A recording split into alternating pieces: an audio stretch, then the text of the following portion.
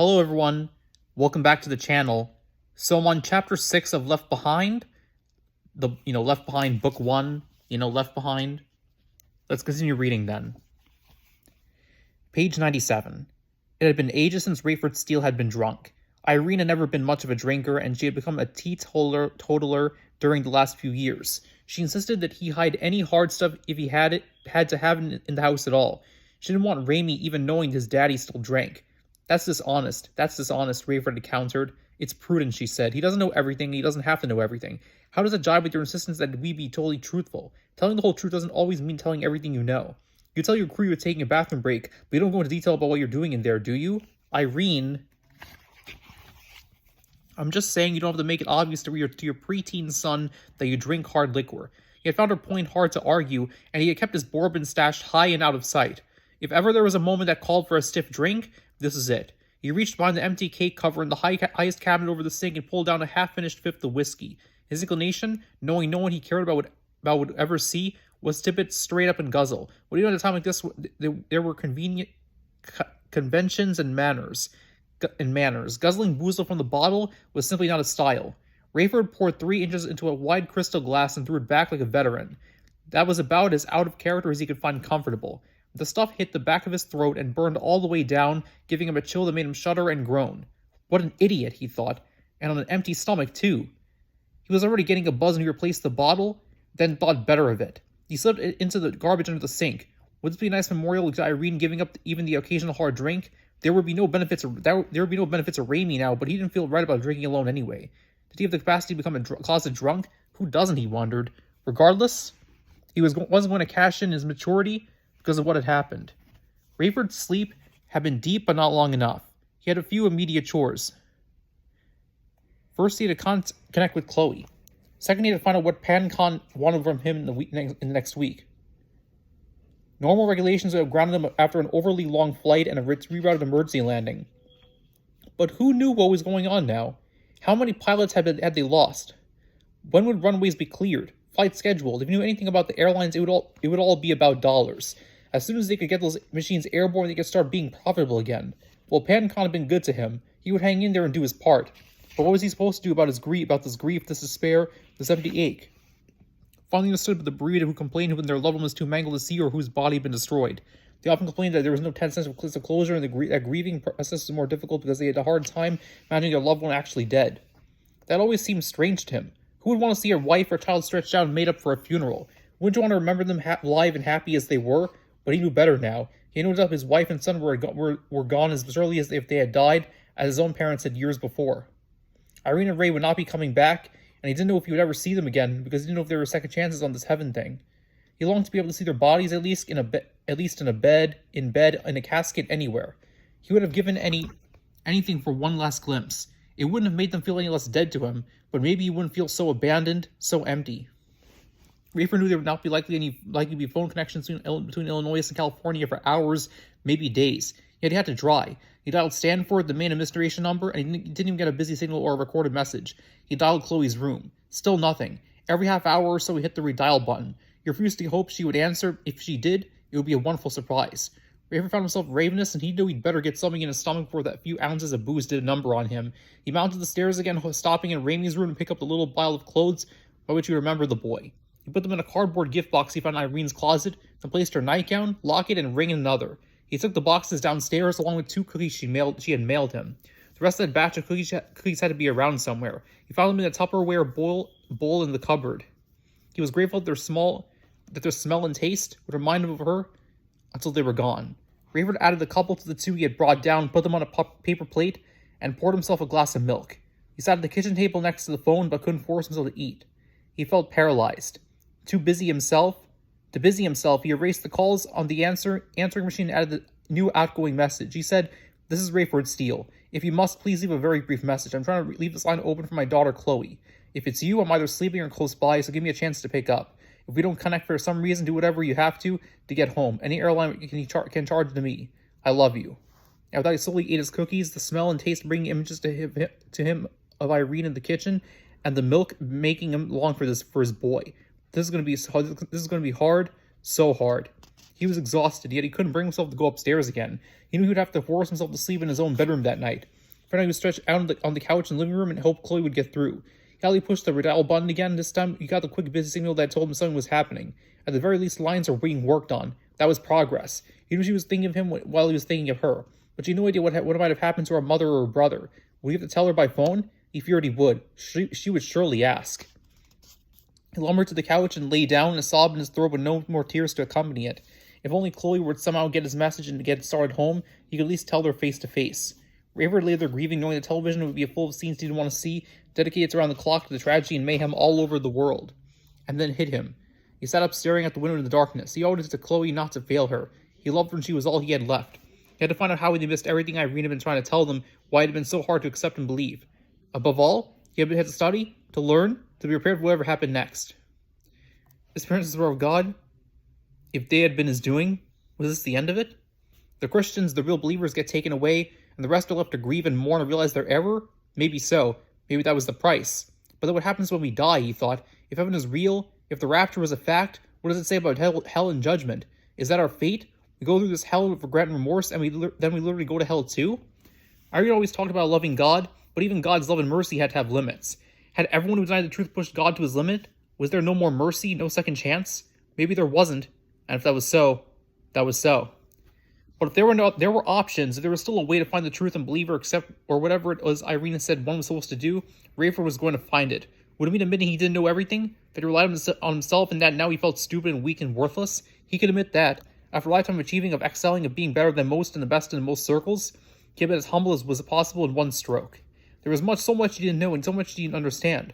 If the answers were still there, he would find them. He didn't know whom to ask or where to start, but this was something he and Chloe could do together. They'd always gotten along all right. She'd gone through the typical teenager independence, but she never had done anything stupid or irreparable as far as he knew. In fact, they had probably been too close. She was too much like him. It was simply Raimi's age and innocence that he had allowed his mother's influence to affect him so. It was the spirit. He didn't have the killer instinct, the me-first attitude Rayford thought he would need to succeed in the real world. He wasn't effeminate, but Rayford had worried that he might be a mama's boy, too compassionate, too sensitive, too caring. He was always looking out for someone else, and Rayford thought he should be looking out for number one. He felt grateful he was now that Raimi took after his mother more than he took after his father.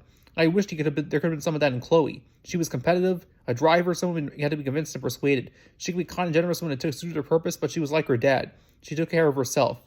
Good job, Big Shot, Rayford told himself. The girl you were so proud of became because she was so much like you is in your same predicament. That he decided would have to change. As soon as they reconnected, that would change. They would be on a mission, a quest for truth. If he was already too late, he would have to accept and deal with that. He always been one who went for a goal and accepted the consequences. Only these consequences were eternal. He hoped against all hope there was another chance and truth and knowledge out there somewhere. The only problem was that the ones who knew were gone. The Midpoint Motel on Washington Street, a few miles from the tiny Waukegan Airport, was tacky enough that there wasn't a waiting list. Buck Williams was pleasantly surprised they had not even raised their rates for the crisis. When he saw the room, he knew why, and he wondered what two places in the world this dive was midpoint between. Whatever they were, either had to be better. There was a phone, however, and a shower, a bed, and a TV. Rundown as it would suffice. First, Buck called his voicemail in New York. Nothing from his Ritz character or anything else new, so listened to the saved message from Dirk Burton, which reminded him why he felt it so important to get to London. Buck tapped into his laptop as he listened. Cameron, you always tell me this message center is confidential, and I hope you're right. I'm not even going to identify myself, but you know who it is. Let me tell you something, Major, and encourage you to come here as quickly as possible. The big man, your compatriot, the one I call the supreme power broker internationally, made her the other day with the one I call our muckety muck. You know who I mean. There was a third party at the meeting. All I know is he's from Europe, probably Eastern Europe. I don't know what their plans are for him, but probably something on a huge scale. My sources say your man is about each of his key people and the same European in different locations. He introduced him to people in China, the Vatican, Israel, France, Germany, here, and the States. Something is cooking, and I don't even want to know just what it is other than in person. Visit me as soon as you can. In case that's not possible, let me just encourage this.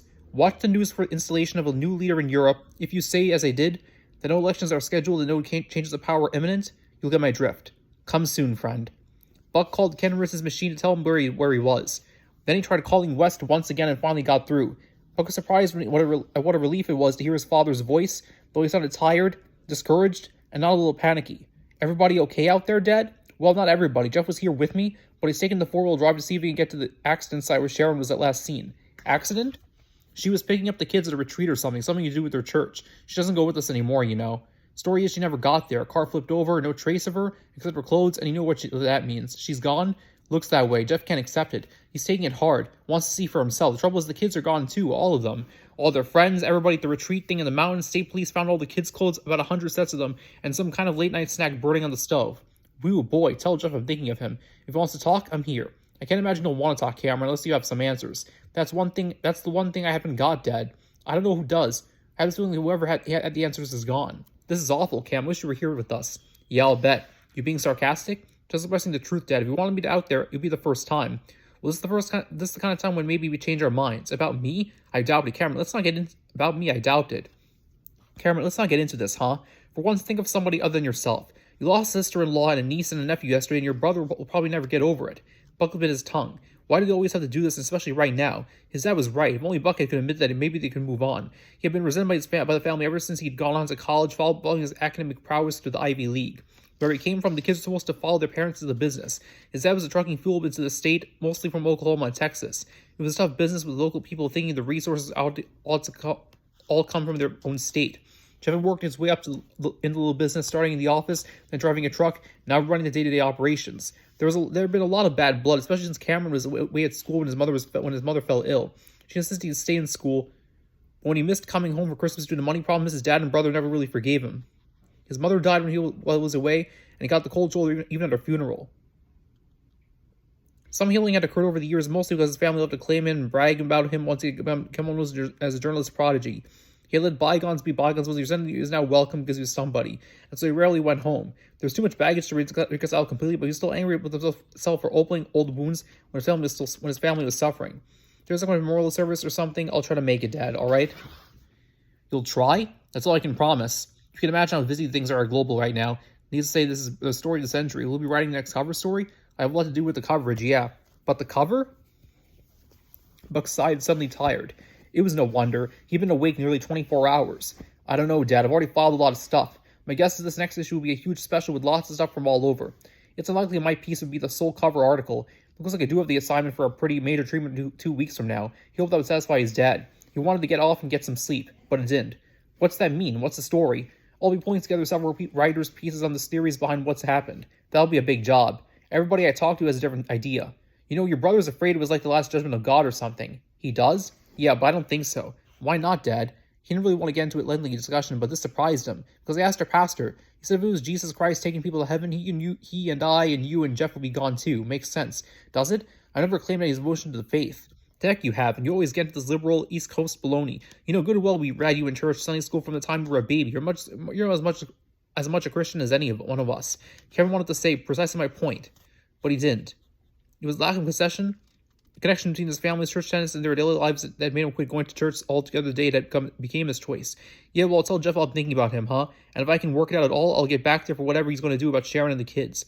But I was grateful for the midpoint at least had plenty of hot water for a long shower. He had forgotten about the nagging throb at the back of his head until the water hit and loosened the bandage. He didn't have anything to redress it, but he just let it bleed for a while, then found some ice. In the morning, he would find a bandage just for looks. For now, he had it. He was bone-weary. There was no remote control for the TV and no way he would get up once he stretched out.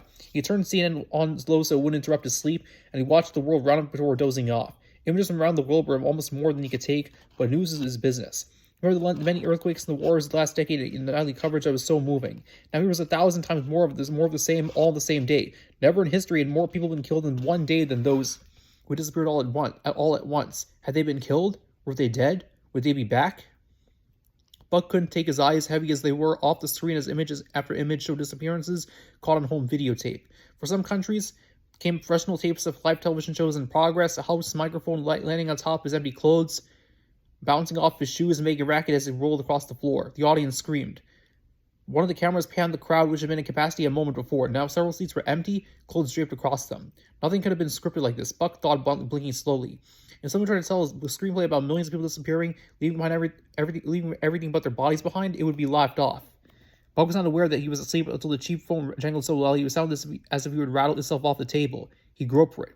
Sorry to bother you, Mr. Williams. I just noticed you were off the phone there. While he was talking, you got a call. A guy named Ritz says you can call him, or you can just be waiting for him outside at 6 in the morning. Okay, thanks. What are you gonna do? Call him or meet him? What do I need to know? We ain't be nosy or nothing. Just that you're leaving here at 6. I gotta get payment in advance. You got the long distance call and all, and I don't want to get up to 7. I'll tell you what. What was your name? Mac. I'll tell you what, Mac. I left you in my charge card number, so you know I'm not gonna sneak out on you. But in the morning, I'm gonna leave a traveler's check in the room where you're covering the price of the room and a lot more than enough for the phone call. You get my meaning? A tip? Yes, sir. That would be nice. Okay, that's part 1 of chapter 6 of Left Behind. Take care, everybody.